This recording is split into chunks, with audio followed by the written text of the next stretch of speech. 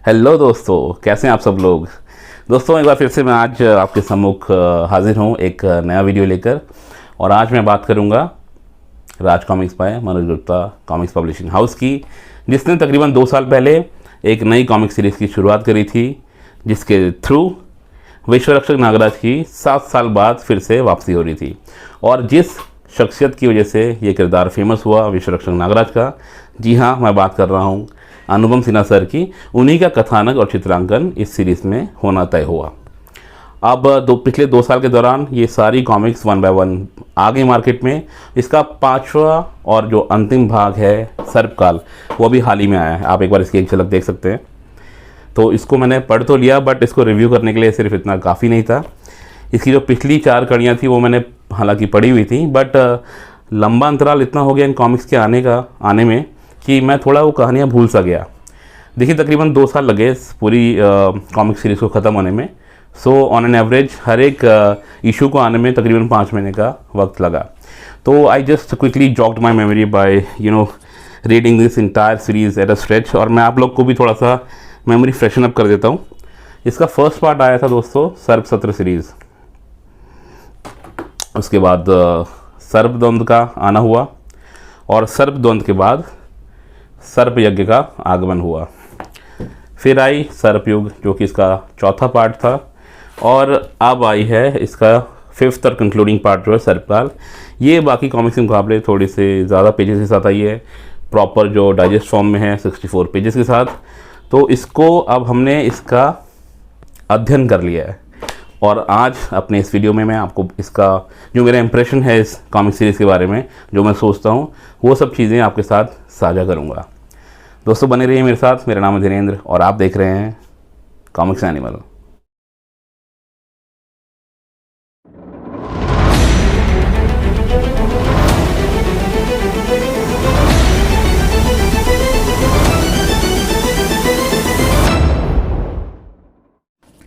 दोस्तों, इस सेगमेंट में मुझे 4-5 चीज़ें कवर करनी है। तो सबसे पहले मैं बात करना चाहूँगा कवर आर्ट की।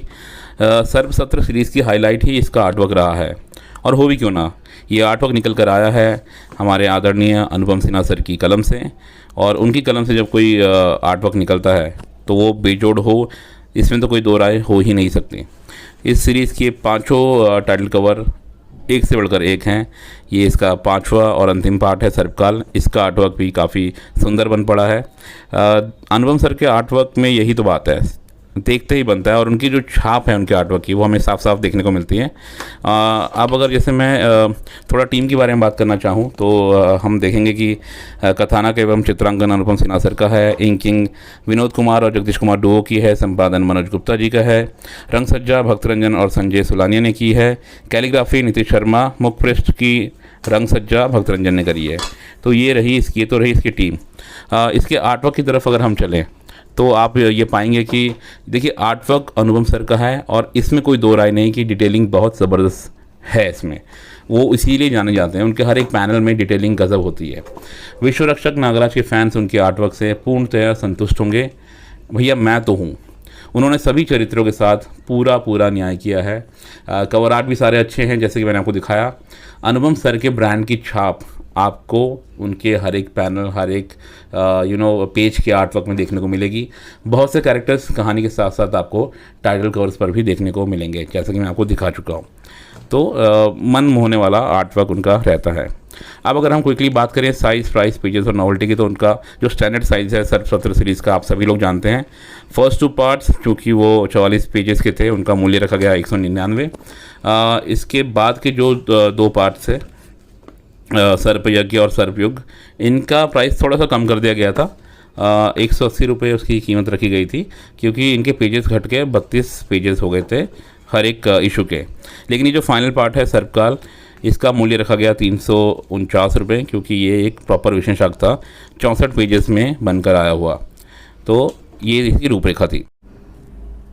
चलिए दोस्तों, अब स्टोरी लाइन के बारे में बात करते हैं। लेकिन उससे पहले आप लोग ये समझ लीजिए कि ये सीरीज़ क्यों अपने आप में स्पेशल होने वाली थी। इसमें क्या कुछ उम्मीदें थी पाठकगणों को, और क्यों इतना हाइप किया गया था। दरअसल राज कॉमिक्स द्वारा तुलसी कॉमिक्स का जो एक किरदार है तौसी, उस किरदार के राइट्स को एक्वायर करने के बाद से ये अटकलें लगाई जा रही थी कि कब इस किरदार को राज कॉमिक्स में पेश किया जाएगा। और संभावना ये थी कि नागराज जो कि इक्वली पावरफुल शक्तियों से लैस है, वो भी एक नाग शक्ति है, उसके अगेंस्ट ही इसको मतलब रखा जाएगा इस किरदार को। सो जो रीडर्स के जो एक्साइटमेंट थी और जो इंटरेस्ट था उसको भांपते हुए पब्लिशर्स के को भी ये भान था कि कितना क्रेज़ है इस बात को लेकर, तो उन्होंने इस पॉपुलैरिटी को भुनाने के लिए इस सीरीज़ को कंसीव किया और फिर ये सीरीज़ आई बाज़ार में। कहानी की हम बात करें, ठीक है, तो कहानी का आधार देखिए क्या है। जहाँ पर तौसी है, जहाँ कहीं भी तौसी है वहाँ अप्सरा होनी ही होनी है। जहाँ अप्सरा है वहाँ पर अप्सरा के असंख्य चाहने वाले भी हैं। और ये बात हमेशा की तरह तौसी को नागवार गुजरती है। और सिर्फ नागवार ऐसे नहीं कि मतलब चुपचाप कोने में बैठ के कहीं सल कर रहा हो, नहीं, ऐसा बंदा नहीं तौसी है एकदम रिटालिएशन से भरा हुआ। उसमें उसको मालूम है, उसको भान है कि उसमें इतनी शक्तियाँ हैं कि वो पूरी दुनिया में आग लगा सकता है और वो आग लगाने निकल जाता है। एग्जैक्टली सिर्फ अन्नू मलिक ही नहीं है, हमारे तौसी भाई साहब भी आग लगाने में बिलीव रखते हैं, भरोसा रखते हैं। तो यहाँ पर हालांकि अप्सरा को कोई अगवा करके नहीं लेके जा रहा है, जो कि अक्सर होता है। विलेन लोग हीरोइन को उठा के ले आते हैं और फिर Tausi becomes a hero and then the story unfolds in the most predictable way. But यहाँ पे ऐसा नहीं है। यहाँ पर जो अप्सरा है वो ही ऐसी कोई सौगंध उठाती है कि वो तौसी को मार डालेगी अगर उसके सामने आएगा तो। अब वो सौगंध क्यों खाती है क्यों नहीं, ये हमें पता नहीं। आप कॉमिक्स पढ़ के जानिए भाई, मैं नहीं बताऊँगा।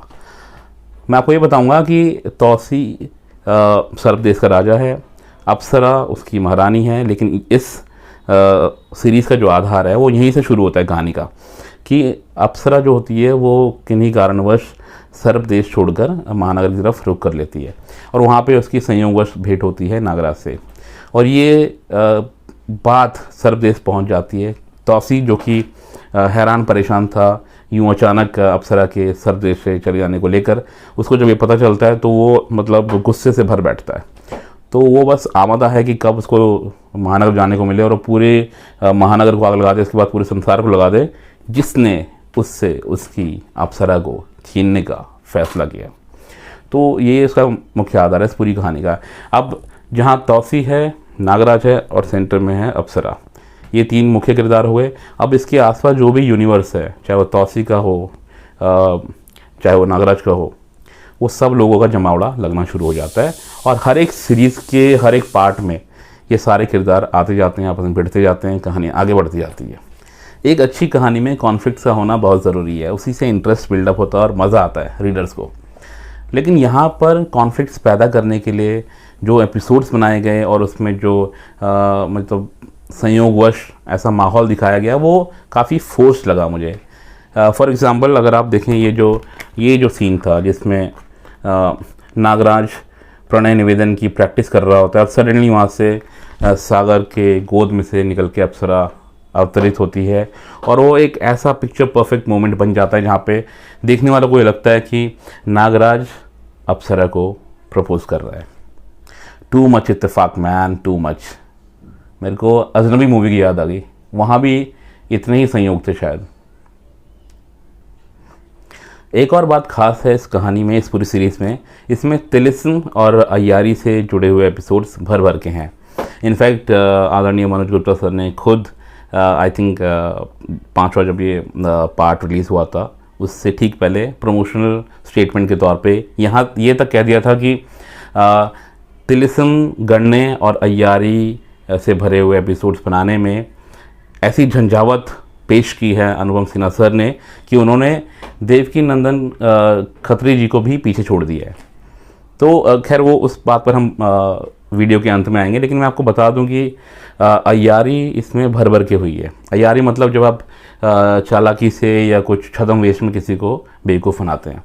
सो जैसे कि आपने चंद्रकांता सीरीज़ में देखा होगा, उसमें क्रूर सिंह के जो राइट हैंड और लेफ्ट हैंड होते थे वो साइड कैरेक्टर्स अय्यारी में माहिर थे, वेश बदल बदल के कन्फ्यूजन क्रिएट करते थे, खबरें लेकर आते थे, तो समथिंग ऑफ दैट सॉर्ट। तो यहाँ पर अय्यारी भी जम के हुई है भाई साहब। यहाँ पर नागू, फिर चाहे वो नागराज हो, फिर वो अप्सरा हो, चाहे फिर वो तौसी हो, या फिर कालू जिन हो, या फिर G18, सब लोग किसी ना किसी वे में छल रहे हैं एक दूसरे को। टू मच अय्यारी मैन, जस्ट टू मच अय्यारी। हाँ, एक बात मेरे को बहुत अच्छी लगी इस पूरी सीरीज़ में कि एक बहुत ही अच्छा एलिमेंट था इसमें। जितने भी खलनायक दिखाए गए हैं दोस्तों, चाहे वो नगीना हो, मिस किलर हो, कालचक्र हो, या फिर प्रोफेसर नागमणि हो, इनमें से सभी खलनायकों को ऐसा लगता है कि वो ही मेन विलन है और वो ही जितने भी इवेंट्स हो रहे हैं उनको कंट्रोल कर रहे हैं, जो कि वाकई में ऐसा है नहीं। जो मेन खेल खेलने वाला खलनायक है वो कोई और ही निकलता है। बट ये उधेड़बुन मुझे काफ़ी अच्छी लगी कि हर एक इंसान अपने दिमाग में अपने आप को ही मेन विलन घोषित कर चुका है और उसको ऐसा भान है कि वो ही पूरे जितनी घटनाक्रम को चला रहा है, जबकि ऐसा होता नहीं है। बाकी कहानी देखा जाए तो ओवरऑल अगर मैं आपको बताऊं तो अबव एवरेज है, उतनी गज़ब नहीं है जितनी हो सकती थी। नागराज और तौसी का जो टकराव भी दिखाया गया है वो काफ़ी डिलेड वे में आता है, जो कि अपने आप में पर्याप्त नहीं है।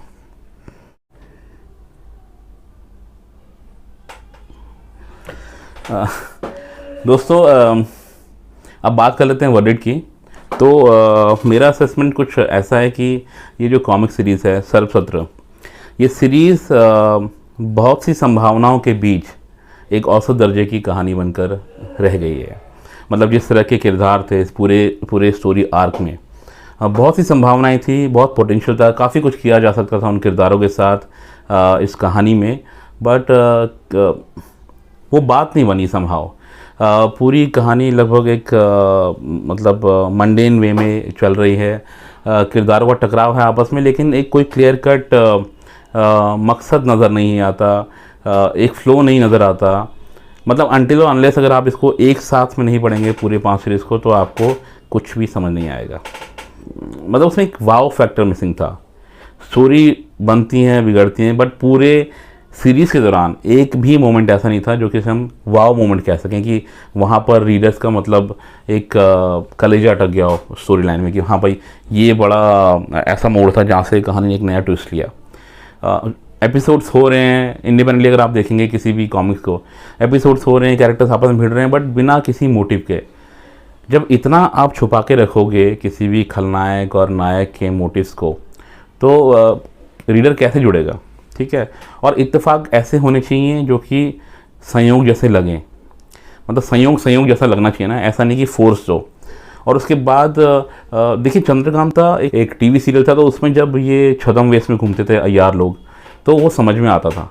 यहाँ पर मैं मानता हूँ एक चैलेंज होता है जब आप कॉमिक बुक फॉर्म में उसी अय्यारी को, उन्हीं एपिसोड्स को दिखाना चाहते हैं, कैप्चर करना चाहते हैं। ये बहुत ही कंफ्यूजिंग रहता है। और ये सिर्फ इस सीरीज़ के साथ ऐसा नहीं हुआ है, पास में भी जैसे इच्छाधारी कॉमिक सीरीज़ है या और भी कुछ हो, जब आप बहुत ज़्यादा मतलब इच्छाधारी शक्तियों से लैस कैरेक्टर्स को दिखाते हैं और वो बार बार अपना रूप बदलते हैं, तो एक कन्फ्यूजन होना मतलब जायज़ है। तो संभव थोड़ा सा मज़ा वहाँ पे किरकिरा हो जाता है। मुझे काफ़ी एक मंडेन स्टोरी लाइन लगी है।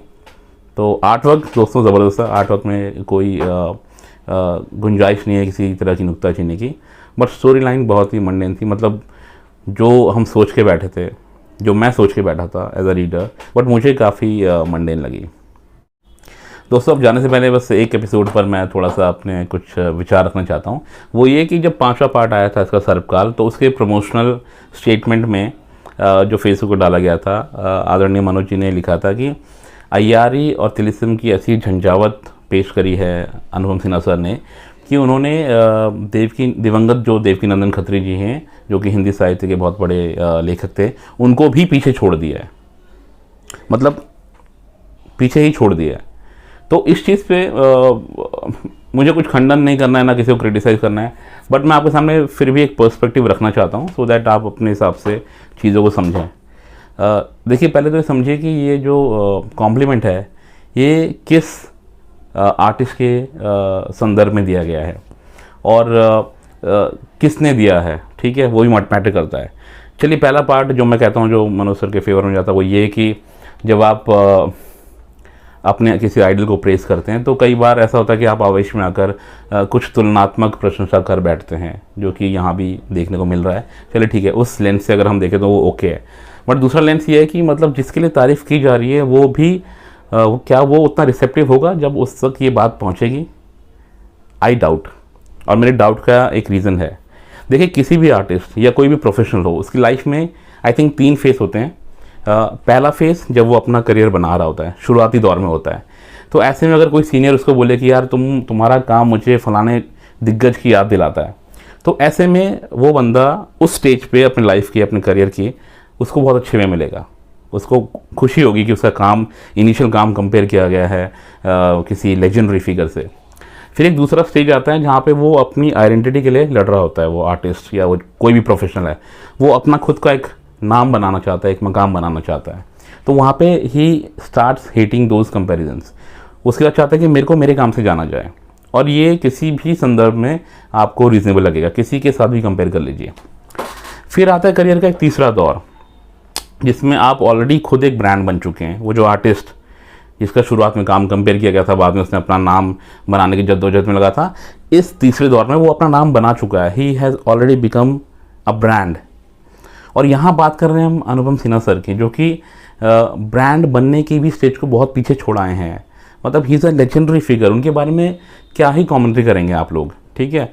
तो वो उस स्टेज से भी आगे चले गए। अभी ये whatever we are seeing from him, this is all bonus work. He has done his best in the past. अभी भी काफ़ी कुछ मादा उनमें है, लेकिन अब इन सब चीज़ों से कंपैरिजन या उनको कुछ बोलना एक थोड़ा सा बेमानी होगा। सो आई थिंक मुझे भी थोड़ा सा अटपटा लगा था। और एक बात और है कि किसी भी शख्सियत का मतलब उसका क्या इम्पैक्ट पड़ता है उसके युग के लोगों पर, इससे भी उसकी इम्पोर्टेंस का पता लगता है। For example, Sachin Tendulkar might be behind in terms of run scored and matches played vis-a-vis Virat Kohli. अगर आप डायरेक्ट कंपैरिजन करें कि करियर के इस पड़ाव पर वो बंदा कहाँ था, ये सारे बेमानी है। सचिन तेंदुलकर का जो प्रभाव था उसके ईरा में लोगों पर, भाई साहब, जब वो आउट होता था टीवी बंद हो जाया करते थे, जब वो खेलता था तो सड़कें सुनसान हो जाया करती थी। तो उस तरह का क्रेज़ और उस तरह का जन सैलाब, जो इमोशंस वो पैदा करता था, वो अलग था। उसको आप कोहली से कंपेयर करोगे तो मतलब बात नहीं बनेगी। सिमिलरली देवकीनंदन खत्री जी के बारे में अगर आप थोड़ा बहुत पढ़ेंगे तो आप समझेंगे कि वो बहुत बड़े हिंदी राइटर थे। उनका प्रभाव उससे भी बड़ा था। उन्हीं के उपन्यासों को लेकर, ख़ास तौर पे चंद्रकांता, उसकी वजह से काफ़ी लोग हिंदी साहित्य से जुड़े थे। काफ़ी नॉन हिंदी बैकग्राउंड के लोग थे, उन्होंने भी हिंदी को पढ़ना शुरू किया। तो हिंदी भाषा के क्षेत्र में जो उनका कंट्रीब्यूशन है वो अनपैरेलल्ड है। तो आई डोंट नो ये इस तरह के कंपैरिजन्स कितने वाजिब हैं। और ये तो कंपैरिजन भी नहीं है, इसमें तो बताया गया है कि वो उनसे भी बहुत आगे निकल गए। चलिए दोस्तों, चलता हूँ। नमस्कार।